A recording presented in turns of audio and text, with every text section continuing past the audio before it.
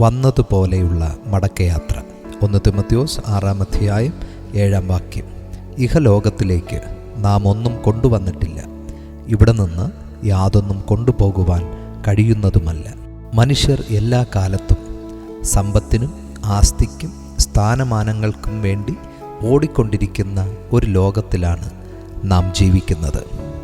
എന്നാൽ ഇവിടെ നേടിയതൊന്നും തിരികെ കൊണ്ടുപോകുവാൻ കഴിയാതെ വന്നതുപോലെ വെറും കൈയോടെ നാം ഒരു നാൾ മടങ്ങിപ്പോകേണ്ടതായി വരുമെന്ന് പൗലോസ് അപ്പോസ്തലൻ ഓർമ്മപ്പെടുത്തുന്നു.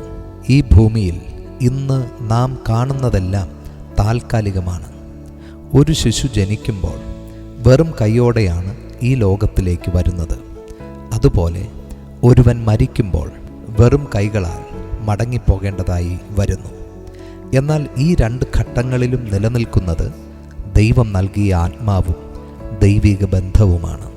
അവസാന യാത്രയിൽ നമ്മോട് കൂടെ വരുന്നത് ഈ ഭൂമിയിൽ നാം നേടിയ യാതൊന്നുമല്ല.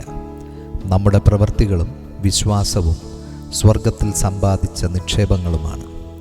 പ്രിയമുള്ളവരെ, പണവും പദവിയും പ്രശസ്തിയും പ്രതാപവും തുടങ്ങി ഈ ലോകത്തിൽ നാം നേടിയതെല്ലാം നഷ്ടപ്പെട്ടാലും ദൈവമുള്ളവന് ഒന്നും നഷ്ടപ്പെടുന്നില്ല.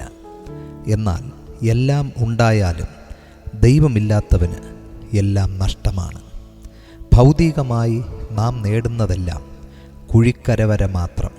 എന്നാൽ ആത്മീയമായി നാം നേടിയതെല്ലാം നിത്യതയോളം നമ്മെ അനുഗമിക്കും.